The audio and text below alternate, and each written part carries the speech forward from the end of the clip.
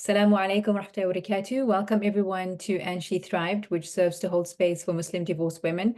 We are also now expanding our topics to benefit women at large on various topics related to healing and wellness and to relationships. I have my dear friend Assiya with us today, and Assiya and I go back to 16 years ago. And Assiya obtained her bachelor's in marketing communications with a major in political science from the University of Johannesburg in South Africa. She's a qualified Montessori teacher, enabling her to work with children between ages 3 and 12 years old. She discovered her passion for teaching when she taught English as a second language while living in Damascus, Syria. Assiya's home country is Mozambique, a place she returns to as frequently as possible, where she is both the founder and an educational consultant for a school founded by her family. Assiya is a homeschooling mom of 3 children who enjoys making YouTube videos of her family's experiences of the world. In her spare time, Assiya enjoys cooking Turkish food, reading fantasy novels, and improving her language proficiency in Spanish and Turkish. Marhaban, assalamu alaikum, welcome. Alaikum salam. Thank you for having me. Thank you for joining us today. So Assiya is in an intercultural marriage, and I must mention that this is her first marriage. She has not been previously divorced, so I must make that very clear. I have her here today because whether we are single or divorced and we are seeking to get remarried, it's interesting to speak to people who have been on the journey that we all have to go through if you are seeking a spouse, which is the process of finding a spouse. And so I'd like to learn more about your journey and the choices that you made that ended up taking you from, I suppose, Mozambique to the United States of America. And yeah, so go ahead. Bismillah ar-Rahman ar-Rahim. So I'm 40 now, so it's a long story. So I'm going to try and keep it as short as possible. But I embraced Islam. I wasn't born, into a Muslim family. Yeah. So in university, let me rewind a little bit more. I am from Mozambique, and when I was growing up, there were always Muslims around, but I just didn't know much about the religion. It was culturally removed from me because the people that practiced the religion that I was aware of were usually of South Asian descent. And I wasn't aware at the time that my own country in the north has pretty much the whole north is of African descent and they're Muslim. So I didn't know much about Islam, actually. And I think around when 9/11 happened, for example, I was in high school and I was very surprised and very shocked. And the rhetoric at the time was about how this religion is, horrible and it's horrible to women and so on and so forth. But about 2 years after that, there was, interestingly enough, there was a soap opera, a telenovela that was filmed in Brazil. It was called The Clone. And if you go online and you search El Clone in Spanish, you'll actually find the episodes that were made, I think, 10 years later or so in Spanish. But what was interesting about that, it was the first time that I saw Muslims being represented outside of stereotypes. And it was made in Brazil, so there were some stereotypes. But by and large, they did a fairly decent job in trying to portray Muslims because the Muslims that they were focused on were from Morocco. And they presented some very, very interesting questions and ideas about what it was to be a woman, what it was to be married, what it was like to be married as a Muslim woman or married as a woman from a Western community, from a Brazilian community that is non-Islamic. And when I watched the telenovela, I was intrigued by who the Muslims were. But not intrigued enough to research the religion, just intrigued because it was the first time that Islam was presented as something that was actually interesting and beautiful and fun. So in university, I met all sorts of different people from all sorts of backgrounds. And I did meet many Muslims. And it was at university that I became really interested in Islam because I was also studying feminism. And then the way I understood feminism from a secular point of view was in one way. The way I understood it as an African woman was in a different way. But now I had Islam was in a third way to talk about similar ideas. And it struck me that Islam is a very feminist religion. It's really female empowering, especially if everything is in place, as in a woman has the blessing of having a good family, you know, the support of the men around her, the support of the women around her. She's in a fairly decent state where she lives. She's living in peace. It's actually a very empowering, but for me, it wasn't just empowering, it was comforting. The way that Muslim women, that I perceived Muslim women in Islam, I perceived them to be women that were not coddled, they were comforted, they were grounded in something that was actually beneficial to them more than what I had. So I did embrace Islam in university. And so once I embraced Islam, I now came across the dilemma of, oh boy, how do I get married? Because I didn't have a background on how to search for a spouse in Islam, and I was a convert, and I didn't know how to do it. And I, from not immediately after I got married, I mean, immediately after I became a Muslim, but from about a year into it, I really wanted to get married, you know. Um, not part of the reason was because I felt lonely as a Muslim woman without a partner. And I thought, oh, this would be a lot easier if I had someone to do this with. So I read about and asked about, at the time there weren't that many YouTube videos about this, but how do you go about getting married in Islam? And I thought, well, this makes sense. I like the system of not getting emotionally involved with a person before making a commitment to the person. And I also like the idea of I can talk to as many men as I want at the same time, and it's not a bad thing before I choose the partner that I want. And I also liked, you know, I actually am the kind of person that enjoys not stereotypical gender roles, but I enjoy guidelines on what is generally expected of the genders in the marriage. I don't believe that that's what everybody has to do, but I take comfort in knowing things like, okay, child rearing, especially in the initial stages, is primarily my responsibility. And the financial responsibility is my husband's. That actually comforted me and gave me room to breathe and maneuver. So I enjoyed that about the religion. And I started looking right back. And when I embraced Islam, I was in South Africa.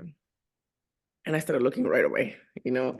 And alhamdulillah, I'm not shy, I guess. And I would tell anyone who cared to listen, I totally want to get married. If you know of anyone who wants to get married, I am willing to talk to anybody who wants to get married. At the time, I didn't have a lot of proposals come through, which was very disappointing, but I did have some. And the ones that did come through, I did reject. And the reason why I rejected the proposals was because I knew who I was enough to know that it wouldn't work with the men that were proposing.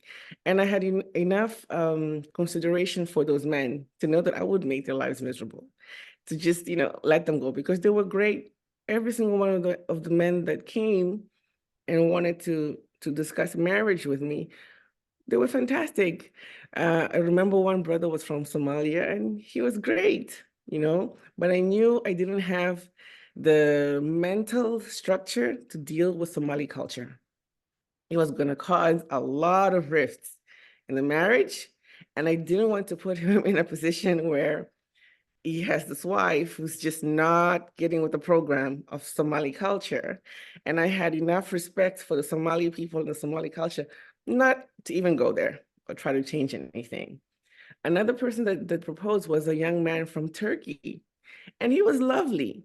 But you see, he was so lovely. He was a great guy. I thought, I'm gonna bulldoze this dude, you know. He was very kind-hearted and very much a yes kind of person. And I thought, oh no, you know, I have way too much sass for this brother. And then I sincerely, if I say liked him seems weird, but I sincerely appreciated him as a person. to just not put him through that. And I left South Africa. I went back to Mozambique. In Mozambique, I kept looking, And then the struggle I had in Mozambique was that I grew up in South Africa. I went to South Africa when I was 9 years old. I'd been going to boarding school there my entire life, basically. So my way of thinking is not really Mozambican. And I don't want to go into details about what does that mean, but I don't really fit in with Mozambican mentality. So now I was meeting brothers in Mozambique who had, for me, I was like, oh, it's a double problem because they had a Mozambican mentality. And on top of the Mozambican mentality, they had a traditional, very traditional way of looking at Islam. And I thought, no, the Islam I know doesn't fit with the Islam. And it made me very, very, very hesitant to get married in Mozambique. Plus, my family is not Muslim. And at that point, honestly, I wanted to escape into a situation in which I love my family to bits, but I wanted to be like, have a time to just cocoon and grow as a Muslim away from my family and develop my identity. So here comes Syria, where I met you. At university, I was fortunate. I met so many amazing people. And one of the people that I met, he was from Iraq, and he was connected to all these embassies. And I asked him, please help me get a visa for Syria. And he agreed, and he helped me, and I got a visa, and I went to Syria, and I was teaching English in Syria. And I wanted to stay in Syria forever. I love Syria so much. I wanted to stay forever, but I only ended up staying for a year because I realized that I wanted to stay forever, but that's not what I had told my parents. I had told my parents I was going to go for a year. So I resolved to go home and say to my parents, I'm going back to Syria and I don't know when I'm going to be back. Did I try to get married while I was in Syria? You bet your bottom dollar I did. This is, I kept, whenever I would be like, I'm happy to talk to anyone and everyone about marriage. And in Syria, some Syrian young men were suggested to me. And I would observe the Syrian young men and the Syrian culture, and I would be like, oh boy, yeah, this is not going to work. As much as I love Syrian people and I love the Syrian culture, I was just not primed to change my natural composition to that extent. There were so many international students at where I was. We were at Abu Nur. So many international students. I thought this is the perfect place to go husband hunting, And I tried absolutely everything. And I'm gonna tell a story here because I'm gonna refer back to it later. There was a young man and he was French, but he was of Congolese descent. And he was just the type that I absolutely admire, the fiery kind, like yay, and then very open-minded. And he grew up in France. So I'm like, okay, so it's not going to be super traditional. So how it was working at the time, if you wanted to get married, you'd go and ask one of the teachers. I forget his name, Mahmoud, maybe it was, but we would go and ask him to go and convey the message to the young men. And I did. I remember I went to say to him, because he would give me a bunch of suggestions, but they were like Syrian men. And I'm like, no, not these guys. And I went and I said, what about so and so? And he said, oh, he's already getting married. And I'm like, to who? And he was gonna marry a German sister who embraced Islam. And I was furious. I was like, how dare these German sisters take our men? No, these African men are for us. And astaghfirullah, astaghfirullah. But I remember that distinctly because, I'll get back to the story later because this happened a few times when I wanted to marry someone, and not just in Syria, but just in the trajectory of my journey. And Allah would be like, no. And I'd be like, why? He was perfect. This is the one. This is the one that will make sense. And nope, not going to happen. So, and sometimes that would demoralize me. And I'll get back to this later so that we can talk about when you feel demoralized that it's not happening for you and you look left, right, and center, and everybody else is getting married, but you're not. At the time I was like, these Muslims are racist. Astaghfirullah. That was not the issue at all. The issue was that Allah knew I was not ready to get married. And the person that I was supposed to marry was none Qadr is a real thing. Anyhow, I left Syria. I went to Mozambique. Bye-bye, mom and dad. I'm going back to Syria forever. And here's the thing. When I went back to Syria, and I went back to Syria thinking, I'm going to be Syrian. You know, I was even at the point thinking, I should just marry a Syrian. I can do this. The immigration at the airport decided that I could not come back into the country and they were going to deport me back. And I was like, look, I've had some devastating moments in my life, but that was one of the moments that was so devastating. It took months to recover from that. I was held up at the airport for about a week. Remember Mr. Iraqi friend with all the connections? Because I didn't even know how to tell my parents that I was held up in Syria and I needed money. Because all the money that I had, I bought a one-way ticket because I wasn't gonna go back. And they saw my one-way ticket, no return. At the time, it was a time when students were going to Syria and they wanted to join jihad situations around the world. I think it was Iraq at that time. I can't remember which country it was. So they saw I had one ticket. I was dressed in very Islamic clothing. And then they were like, this must be one of these brides. So they blocked me and they're like, no, you gotta go back. When I got back to Mozambique, like I said before, it took 2 months to recover, at least.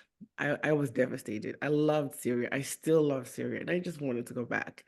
I tried to go to Egypt, no luck, no visa. I tried to go to Algeria, no visa.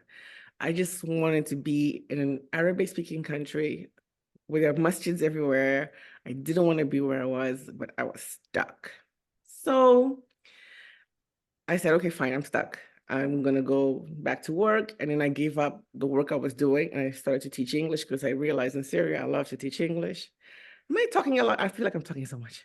And then I went back to, well, here we go. So when I wanted to teach, they looked at my qualifications and they said, lady, you can't teach. It's one thing to teach English in a foreign country as a second language. It's another thing to teach. The only school that would hire me was a Montessori school. And I was hired as an assistant in the toddler classroom. And my job was to pretty much change diapers. My mother was furious. All this money in education and all the stuff we've helped you to achieve, all these languages you speak, and you are changing diapers and wiping noses. But I was super happy changing diapers and wiping noses. I loved that job. And what the gift that Allah gave me at the time was to give me a profession that I really enjoy. I really love Montessori and I really love working with children. And I was like, I'm home. This is what I want to do. Not only do I want to do this, I want to do this for the entire African continent. All Mozambican schools should be Montessori schools, especially when the kids are little. This is amazing, fantastic. I got to get Montessori education. So we go back to this, I go back to the search and where can I do this? And the easiest country at the time to get into, believe it or not, was the United States. Because all they actually wanted was to see that the school accepted you and you had money to pay. And you pretty much had a visa. And I thought, well, let me try. I applied for the school. I got into the school. I did all the, this is where I will stay. I had proof that I have enough money to pay for this. I went to the embassy. Easy. You know, when Allah wants something, easy. When Allah doesn't want it, it was so easy to get that visa. To this day, I'm like, I hear horror stories to get American visas. And it was so easy. First try.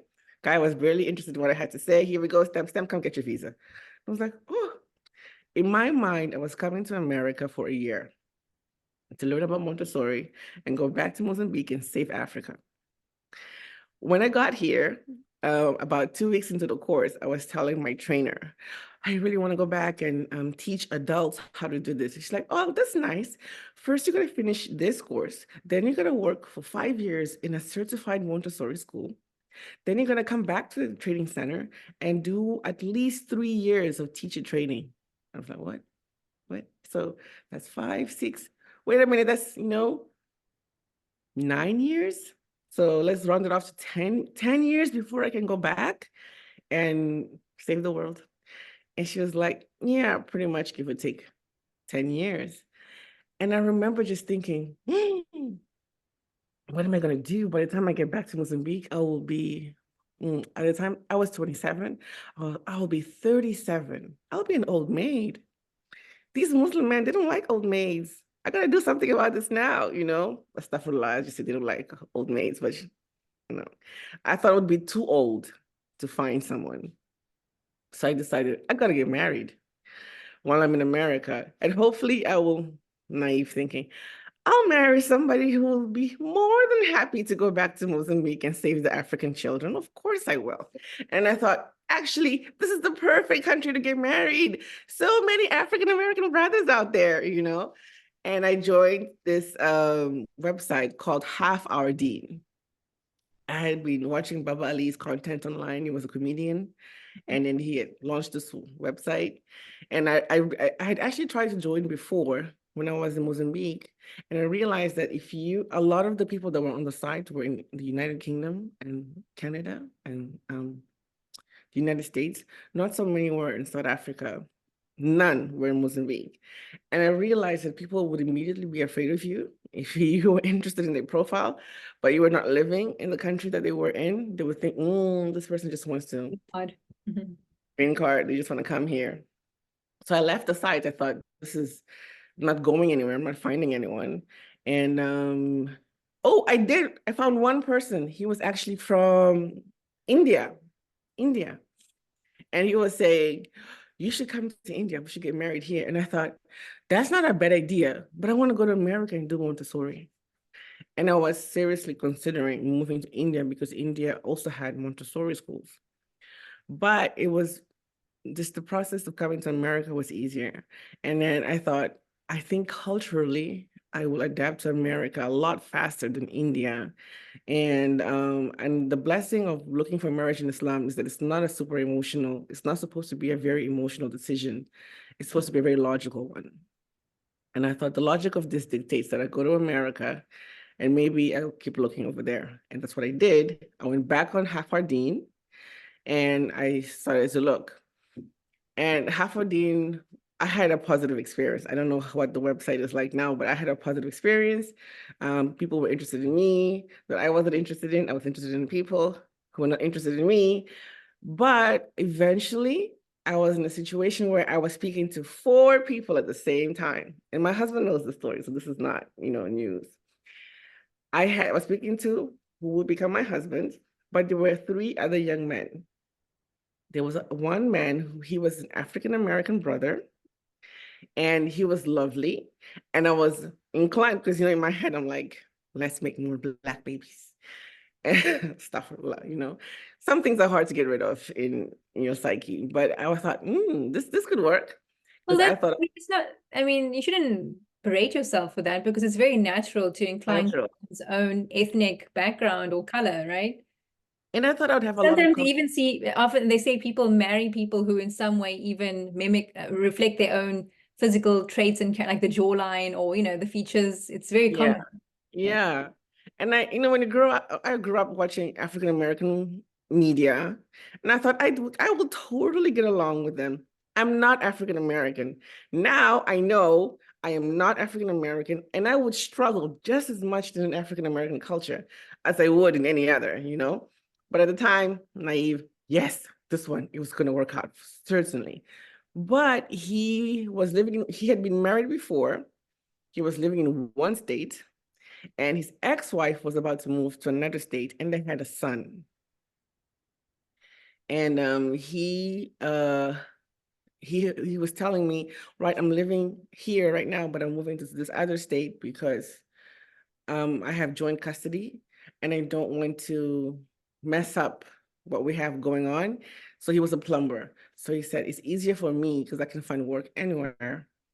It's easier for me to just pack up and move to where she's moving to because I can find work there and I can continue to see my son with the same frequency that they had. They didn't have to rearrange custody, I guess. I'm not well experienced in how custody works when it comes to divorce, but that was his decision. So that alerted me to, wait, if his wife moves again. Ex-wife. Oh, sorry, yes, ex-wife, thank you. he might be in this position again where he thinks, oh gosh, I really admire that he was so committed to his son that he was willing to do that. But I was projecting to the future. What if now we're settled in this new state? I have my job, my work, we have kids, we're living, and then his ex-wife decides to move. We're gonna have a custody issue. I thought we might have a war in the future. And because I did not have children, I knew that I did not understand how important the bond is with a child and how difficult it is to navigate these kinds of situations, that I thought I would be it would be difficult for me not to be selfish because it wasn't going to be my child, it was going to be his child. And I wasn't sure I wouldn't be the kind of petty person that says, no, she's moving, she's moving. And I didn't know that I wasn't going to be petty. I didn't know that I was above that. So I decided, okay, it cannot be him because I don't know that I have what it takes to be the kind of wife that he would need in the future. The second guy that I was talking to was someone I actually met in Syria. He was German and he was lovely. May Allah give him Jannah. But once again, remember I told you about the Turkish guy? Similar kind of situation. He was very nice. He had a lovely personality, a very good disposition. But I'm the kind of person who's like, yeah, I'm spiritual. Yes, I love dhikr and things like this. But I kind of think it's important to buy a house and to have money for a car. And he was the kind of person who was like, Allah will provide. It's okay if you're sleeping on a mattress, I was as actually long going to ask you this, that what was your criteria regarding job and education? I'll get back to it. Mhm. Right. I didn't have a super intense criteria, but I knew that this is not going to work out. And the reason why I knew it wasn't going to work out because I stress about that. And mind you, I'm okay with living in a small apartment, not having much. I was okay then and I'm okay now. But he was at another level altogether, that he was not going to worry about this at all. And I thought, okay, if he's not worrying about that, I'm going to be worrying about that. And I'm going to take it out on him. And I'm going to destroy what made his character magical, what made him as a sort of a total Zen kind of person. He would change from being a person that was very calm and Zen and just goes with the flow to being a person who was in constant stress and anxiety. And I thought, I don't have the right to do that. So I know I'm not a good match for him because I'm not primed to be with a person like he was. So I said, plus I'd have to move to Germany and I was like in America. And I thought, okay, let him go. It's okay. The third person I was talking to, this is all on Hafardine, by the way, except for the guy from Germany, because he contacted me via the teacher from Syria. Remember the teacher from Syria? That's how we were talking. The third guy was my goodness, this was a good lesson. He was from Canada, but he was half white and half Hispanic. And then he spoke Spanish and English and French. I love multilingual people. I thought I love this about this one. And he was a convert like me. So I thought this is good because a lot of the issues we can relate. But he was 3 years my junior. So I was 27, I think, or by then 28. It's hard to remember the days, but he was 3 years younger. And let me tell you this, and this is not news, my husband is totally aware. This brother was the handsomest brother I had ever laid eyes on. This is the kind of person he walks into a room and everybody stops doing what they're doing and they look. I was like, you got the useless genes, don't you? And like in my head, He was so handsome, it made me uncomfortable. And the reason it made me uncomfortable, nothing that he did, he had a very good akhlaq, mashallah. But it made me think, I don't think I'm ugly. And at the time, I was a lot cuter. But I was like, my genetic pool is the genetic pool that after kids get larger, we get dark circles under our eyes. It like my genetic pool to stay looking hot and fly will take a lot of effort as I get older. And this dude's genetic pool, he was the kind of person that looks better as they age. I don't know if you've ever seen those kind of people. Yes, many men are gifted with that. Yes. Yes. I was Yes, like, so, yes, unfortunately, many women complain how they deteriorate as they get older and men ripen in a good way. Yes. Yes. I could imagine him at 40 with gray stubble. I was like, no, no, no, no, no. He's just gonna get more and more handsome. And the more handsome he gets, the more insecure I'm gonna get. Because I'll start to think, what did I do to deserve all this beauty and grace? And I'm not this good looking. On top of it, what really made me say no is because he was actually a pastry chef. He made amazing, and I got a sweet tooth. I was like, I'm gonna get fat on top of it. I'm gonna be fat and ugly, and I'm gonna have this hell of a handsome husband. I'm gonna be miserable in my own insecurities. So Mm. I knew enough about me that I was like, I'm gonna be miserable in my own insecurities, and I'm gonna make his life hell for Mm. nothing that he did.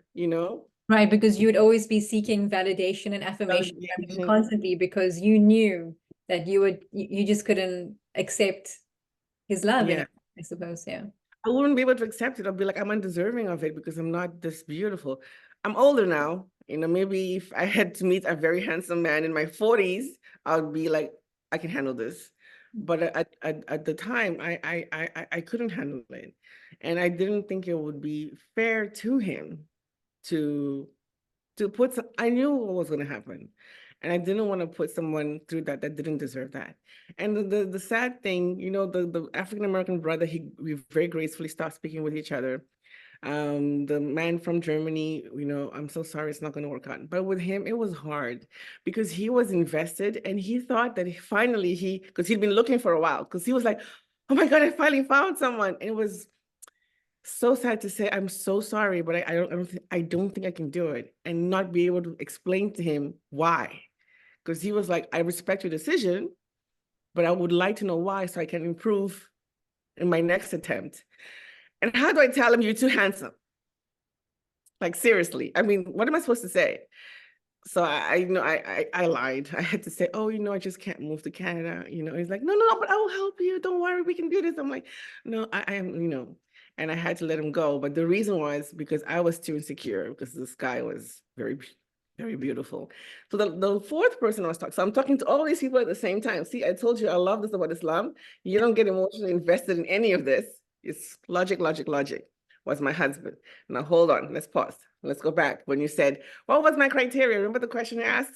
Financial, etc. I did a course on Practimate.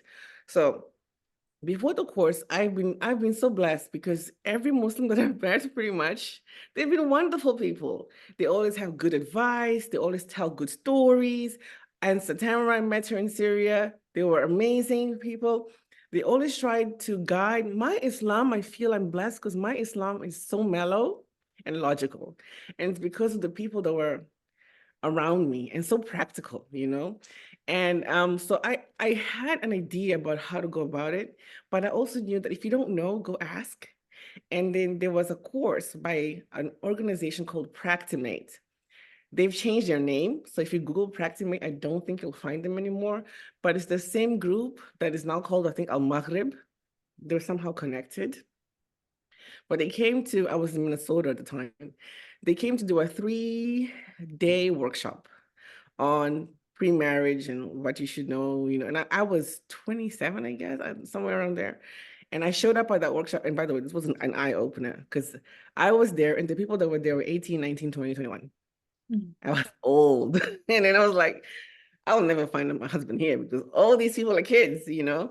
But I did go and it was very beneficial because when it came to the finances, and I don't want to summarize everything that he said, but my key outtake was look at the man's ability to financially plan. What is this financial plan? And then be very careful about people that are very wealthy but don't know how to manage that wealth, or people that are, they're very financially challenged, but they have zero plan on how to get out of that situation. They have no idea how to try and change that situation about themselves. And be very wary of men who are stingy, because stingy men are a problem in marriages. And be very careful of men who are over giving. So every time your family wants something, the family calls, so-and-so needs this, give. Or somebody, so-and-so needs this gift. Because he's like, sometimes the men don't know how to manage the needs of their own family that they married with, the wife and the kids, and the needs of all his extended, his mom, dad, brothers, sisters, cousins, of all these other people. And they have a difficult time saying, I'm not in a position to financially assist you, or if I were to help you with, $3,000 or whatever it is that you need, my family will be suffering. Some men, they struggle because they come from backgrounds that if they made to feel guilty if they don't financially always pour money into the birth family and extension thereof, And I had seen this in Africa. And I know what he's trying to say. Be with someone who's reasonable and balanced, who's generous when it's time to be generous, and who can say no, including to you. Like, I want a $10,000 Prada bag. No, you do not. Who's also, even if he's a millionaire, he can say, no, that is wasteful. You should not be. I mean, you can, I suppose, if you want to have $10,000 bags, but you know what I mean. It's like, be with someone who is very, very reasonable. So when I was talking to the fourth person, was my husband. I won't say his name. I'll call him Hubby. Hubby was not financially very successful, but he had just there had been an economic crisis in the United States, and then he had gotten out of a work situation where he wasn't happy. The whole company, he left the company, and he had just gotten his green card. So he decided to start a company. He was starting his own company from his little one-bedroom apartment. And he had zero debt, but he had a one-bedroom apartment that he was paying rent for every month, and he could afford to feed himself. And he had enough money to invite his dad. His dad had come from Turkey. He'd come over here to visit him. He was able to finance his dad to come and visit him. And he had a car. So I thought, you know what, this sounds good. In the very least, he can afford a one-bedroom apartment. That's the minimum requirement here. And I thought, in the very least, I can work, because I work with children. I can take my kids to work with me, and I can help. We can do this. I don't have to be super rich. And when I asked him about how he was going to manage finances, he said, oh no, I was raised to take care of my wife. You don't need to worry about working. You don't need to work if you don't want to. And I'm thinking already, oh, one of those, I'm going to work. But I was like, okay. And then he said, I'm not afraid of work. I will work. And I have a company I just started, and I want to see if I can grow it, And I thought, I don't see anything from him that makes me think he's irresponsible with money. And I also didn't see anything from him that made me think he was not generous with money. That if he has money, he will be generous with it and giving. And if he didn't have it, he'll be more cautious. And he didn't have any debts, which was a good sign. And he was paying his way through life. So I thought, okay, financially, I don't know everything, but I know enough to be comfortable with. I was comfortable with where he was financially at the time. I was like, if he can maintain this for the rest of our lives, it's good enough for me. And it wasn't exceptionally difficult to maintain. So I thought, okay, this is good. And he was 7 years, or he is 7 years older than me. So I thought, this is good. He wants to get married. He's ready to get married. He's ready to get married. If he doesn't marry me, he's gonna marry somebody else. But this guy is gonna get married. And then all the boxes that I learned and practicate, the things that are important to look at, ideas, and I had a few conversations with him. He came up to Minnesota because he was living in California, where we are right now. He ticked all the boxes that I had, except one. He wasn't very tall. I'm very tall. I'm 5'9", and he's shorter than me. And I thought, he's not tall. I thought, wait. Maybe I'm too tall. Like, I was at that, why am I being hard on somebody who's not as tall as I am, when somebody could say the same about me? They could say she's too tall. So I thought, no. The height thing is not a deal breaker when everything else is fine. So I said, okay. and I said goodbye to all the others, bye-bye. This is the one I'm focusing just on this one. And maybe one day he'll tell his side of the story because I'm sure he was studying. I mean, I know he was talking to multiple people. He was going through a similar kind of process. And we joke about it now. We're like, man, we got married because neither one of us had the courage to back out. We're just going in that direction. We're like, okay, we are already in this direction. Let's just continue. But now, I look back and I'm like, Alhamdulillah, I married this man. What a disaster it would have been had I married any of the preceding ones, even though they were all great men, mashallah. We would not have been compatible at all. We just were not am I on the same wavelength with my husband and everything? No, we diametrically opposite. But on the things that really matter, yeah, we're on the same wavelength.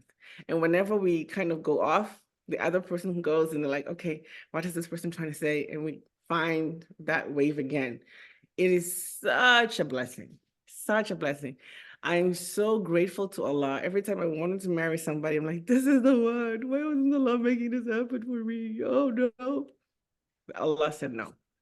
Because now I'm like, oh, and like I didn't know, but Allah knew, And all those years that I was looking in my head, it felt like forever, forever. I'm like, I'm looking forever. This is not happening, and all these other ladies are getting married. So many of the ladies that got married at the time, they had so many more difficult problems later. They got married like 22, 23, and then a lot of the preparation that comes from just being able to endure how difficult marriage can be, it just wasn't there. But some of it also, I thought that when I look back now, not enough attention was paid to, do these two people really think? Or is this just a marriage because it looks good on paper? That's what I was spared that by not having a family, by, I do believe that race did play a factor at some points. But all of those things that I thought were these huge obstacles, they were actually protecting me from rushing into a situation that later I would have been like, oh my God, and I would have had kids and I would have been, if I had stayed in Syria, I would have been in the bombs. I would have been in Syria when Syria erupted. Ultimately, would I have been able to get out of the country? Maybe.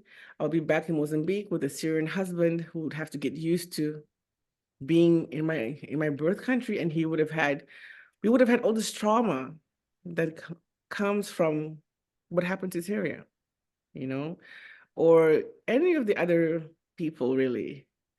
So the husband that I have now, he's from Turkey, and he's lovely. I love him to bits. I'm very happy that he's my husband. And I also remember that when I was having my journey in Islam, Answer Tamara is, for those of you who don't know, Ustadha Tamara, yes. yeah, She runs she Rabata. So she was one of our teachers when we were in Syria. Yes. She was such a staunch supporter of Tahajjud. She drilled Tahajjud into me. I can't sustain Tahajjud like I could when I was younger with no kids. But I remember in Syria, I took Tahajjud very seriously. And immediately after as well. And everything I prayed for in Tahajjud, everything in a husband except the height, it came through. And I remember I didn't pray for height. I didn't specify. I needed him to be, 6'2". I didn't say anything like that. I mentioned nothing about height. But everything that I asked Allah in Tahajjud, I'm living the duas that I made. It's so like, oh gosh, I gotta go back to Tahajjud and make more dua for the future. So what I wanted to say is that you are actually very, very blessed, because from what I understand from your story, you didn't actually do any background checks on your husband. You spoke to him in isolation. There was nobody who knew him or what he was doing. And so I'm just really happy for you and amazed, because that's not everyone's story, because you didn't have that assurance from anyone else. You were just relying on your prayers and your communication with him. I spoke to the imam of the masjid that he was in, you know, and the imam was like, yes, he comes here and he prays. And he seemed like a good guy, but I can't tell you more than that. Right, I right. also understood that getting married for me would be a risk. I knew it from the beginning. It would be a risk. And the best I could do is tie the camel as far as I could. And I would say to myself, I'm in America, there's 911. Mm. If things are bad, call 911. Also, I'm physically a big person. It's difficult to physically batter me. But emotionally you can do damage, but it's difficult to physically hurt me. So I thought, okay, I have the blessing of a big body. And then as far as emotions are concerned, I had the blessing of very good parenting, and parents are like, who are like, you're so great, you're amazing. That it's difficult for people to emotionally abuse me. It would take an expert You know to do it. your boundaries very well. But if you come back to the issue of risk, and you and I had this conversation previously, because I said, but Asia, how could you marry someone that you're not in love with? You know, for me, that's such a fascinating concept. Yeah, And you had said it's an absolute risk. And I said, and what if you were unhappy? Then you told me that you knew that then you would leave. yeah, It's really a risk. Is that because you like a lamb to a slaughter and now you've got to stick in forever? yeah, Because it is a risk, you don't know. But at yeah, the same time, you did know that you were looking for a spouse and you had to be practical. And this is what was given to you, all the options, and you went with your instinct. yes. Instinct and logic, because it was a process of elimination, you know. And I knew that, for example, I did not want to have a child in the first year, for sure, because I didn't know who I was marrying. So what if I have a child and but then into the second year, I was like, okay, my husband is not perfect. So I thought, I'm happy here. I don't intend to go anywhere. I'm gonna have a child because even if we break up, child gonna be so cute. And I was getting older, I was getting older, and I thought, even if I could have waited another year or two, but he was also 7 years older than me, and he was also saying, Mm. I'm blessed because he said to me from the beginning, okay, we're not going anywhere, stuck now, we're gonna make it work, you know. And can you tell us about the simplicity of your wedding? Oh my gosh, so easy. So he came up to Minnesota, he saw me, we agreed, okay, we're gonna get married. And then he came up when in November, I guess, like Thanksgiving weekend, somewhere around there. And in February, I came here to California on President's Day weekend. So that's a 4-day weekend. And I just bought a dress online on Art Zara, a green dress. I borrowed a green hijab from someone. And we had a red velvet cake and some sodas that were given to us by his friends. He has these Sudanese friends, and then the Sudanese family acted as his family. They were like, we are going to represent him. And then I didn't have anyone, but I have one cousin who lives in Texas. So I called him, please come on up and just be there for me. And he's not Muslim, so he came with his wife, but I needed a wali. So the masjid provided somebody, another friend of my husband's, who was my wali. And we got married after Juma, and on the 18th of February. If you ask me the year, I don't know, I forgot. But my husband, if he'll watch this video, shake his head. Oh my gosh. But after Juma, we got married. It was very quick, very simple. And on that day in the morning, we went to the civil register. We just got married on paper. And that Juma, we did the nikah.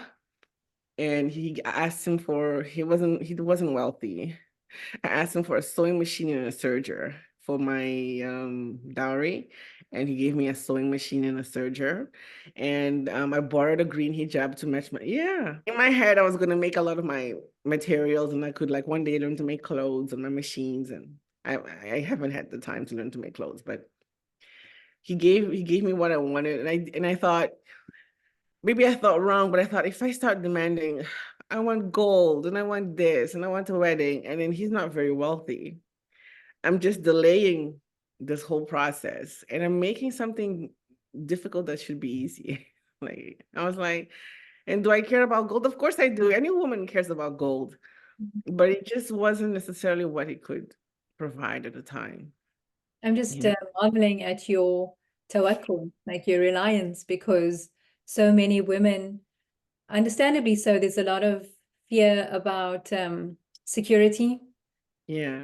and you really were here alone as a solo Yeah. traveler, really, and despite that, you just had so much of surrender and tawakkul. So I'm really in awe of that, mashallah. But maybe it's because I had no choice. You know, if I started to say, oh, you gotta come all the way to Mozambique and meet my parents. And this is how we do it in my country. We gotta do X, Y. Not just him. Any dude might have been like, you know, this is, I get you have a culture. I get you got these things going on, but I don't understand your culture. But at the time, I just knew that this is not that important. What's really important? And I went into the marriage totally open to it not working. Not that I was going to do my best to make it not work, just that I knew that an outcome of this might be that it's not going to work because I just don't know enough about him. I did what Allah asked me to do. I checked the boxes that I could check. And also my needs in getting married. Really, it was, yes, I want to get married to please me, you know, because I want to get married. But also it was, this is the right thing to do to please Allah, you know. I lived like a single life in Syria, totally alone in Syria as a student. And I knew how difficult, once I got sick, I was so sick in Syria. It was so difficult. And I thought, this is ridiculous, you know, being alone in life, who does this? Psychopaths. So I knew that I needed to try and build my own family. And here was somebody who wanted to do it too.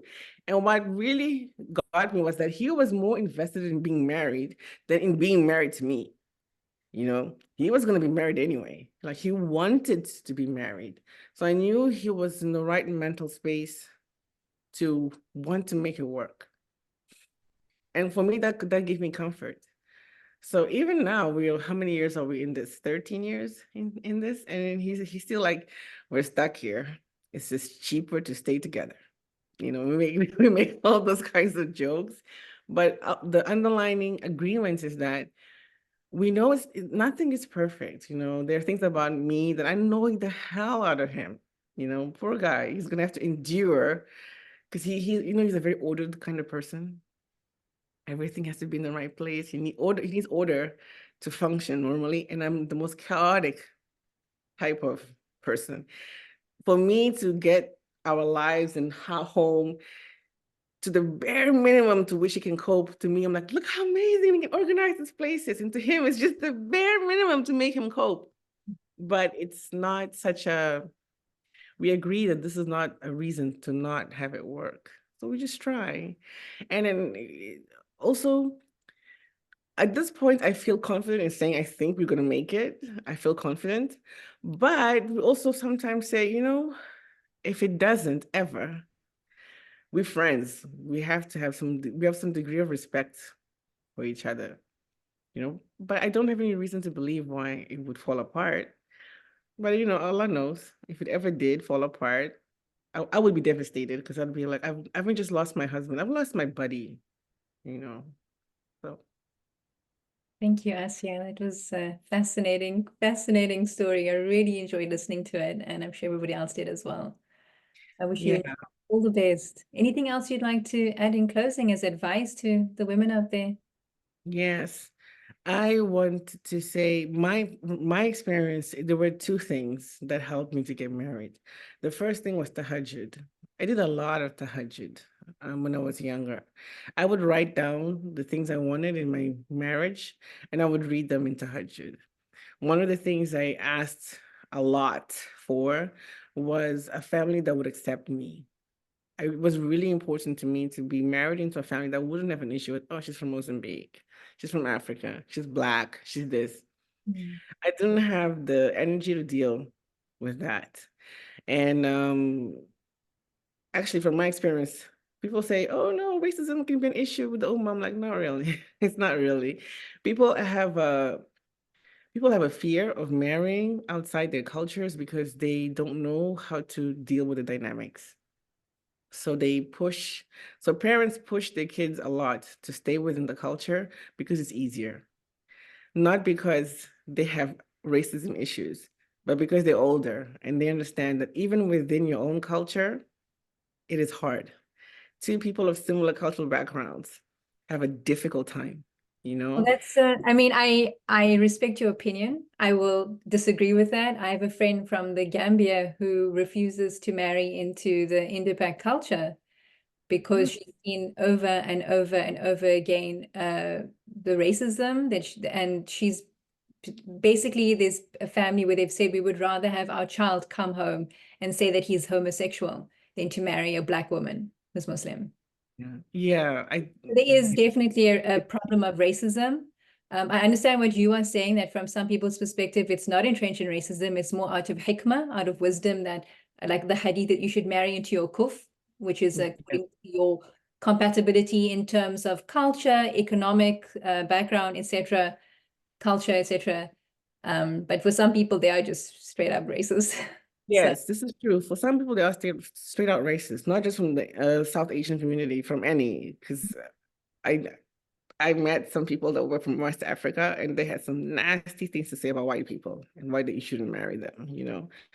But when I look back now, so when I was making those du'as at Tahajjud, I was asking Allah to not put me in a situation where I'm dealing with racist family members because I don't have the sabr to deal with it. I would not be quiet and it would cause a lot of strife. So I knew then that no matter how wonderful the man is, if I even detect a bit of resistance from the family, I would not pursue it. I'd be like, okay, it's not worth it to me, and it's not worth it to put you in that position with your family, you know?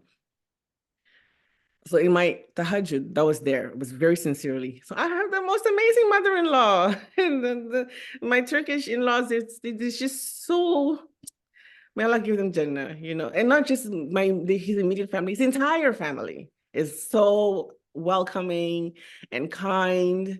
And actually, I haven't met really any racist Turks, essentially. Like the Turkish community has really accepted me, and then I feel very welcome and comfortable there. That was one thing that was in my, so I would recommend the people to really be specific in their tahajjud. And then I would just say my tahajjud, just please give me somebody who will help me get to Jannah. Like I don't need someone who's gonna berate me, but I need someone who's kind of on my level, and we together we're doing this, you know? So there's some things I put in my tahajjud. Tahajjud was so helpful. I encourage anyone who's trying to get married, don't ignore tahajjud. Wake up, put tahajjud, do your two rakats. That's all you need. And we have more time, do more. But make tahajjud. That's one thing. The other thing that I did was I was very, very practical about it. I was like, this brother will not fall from the sky. They don't just show up, you know. You have to actively look, search. And when it doesn't work, okay, oh, it didn't work, move on. You know, as soon as you can, move on to the next one because they're just out my mind, like we are billions of Muslims. Of course, there's somebody that can marry, but I'm not gonna find him by, you know, sulking in the corner. I need to keep looking. So I was very as active as I possibly could. I wasn't shy at all. I was online, live.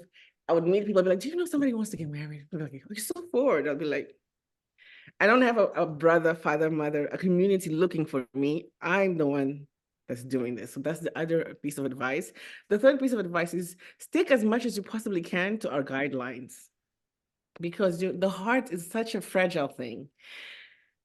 I can't imagine how devastated I would be if I had to fall in love before getting married because then I get attached. You know, I'm one of those super emotional people that is like, and the thing about my personality type is I get really emotionally attached, you know, because it's natural for me to grow an affinity towards another person. It's unnatural for me not to. So I just knew, okay, I gotta be super cold about this, you know, I gotta be like frigid to avoid my own heartache. And then also to avoid making a mistake that I would later regret, as in like, oh, I was so emotionally invested in this person. I failed to see these areas in which it totally is not compatible, you know? So my advice is to stick as much as you possibly can to our guidelines on how you look for a partner. to the point where I was not even emailing people outside of a third party. So I was either speaking to them on HUD, and HUD is an open platform in terms of the people that run the website. They can read what you're writing. Half our dean. Half our deal. So you be careful about what you write there, because somebody could potentially read it. But also, when I was emailing people back and forth, I had a third party attached to those emails.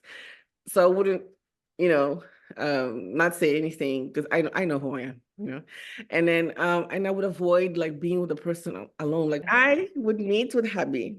It would be public spaces only, because I'm not giving Shaitan any opportunities here. Like I just know I'm not made of steel. So I would advise, follow them as closely as you possibly can. And when you're making that decision to get married, man, it's half of it is out of just you're just trusting in Allah. You do what you can to tick the boxes and make sure. But really, you are just trusting in Allah. And you're going in there, fi sabilillah, and you're trusting in Allah. And when you are in that marriage, which one day we'll do another one for how do you stay married for 13 years? Is it easy? No, it is very difficult. Extremely difficult sometimes. But because when I was trying to find him, I remember all the things I went through, and I remember how I got here. It gives me comfort when things are like not going very well, or things are like we kind of not getting along or something, to just be like, it's just a stage, there's a way we can manage this. It really, really helps, because ultimately I'm in this and he's in this. It's really love. So we try to adjust as much as we're able, and we try to make it work as much as we're able. Fisabilillah. And we take it very lightly. He's like, I'm gonna have 200 hoodies. I'm like, ahlan wa sahlan, I'll be more beautiful than all your hoodies. Like we try to make as light of it as possible. We make jokes about it. I'm like, I'm so mad at you right now. I'm gonna look for your second wife so that I can have some time off you. Like we try to understand that it's not always perfect, but yeah, that's my advice. Those three things. Thank you so much, Asia. I pray for your success, for your family's success, and may Allah Inshallah. be Too. Ameen, Ameen.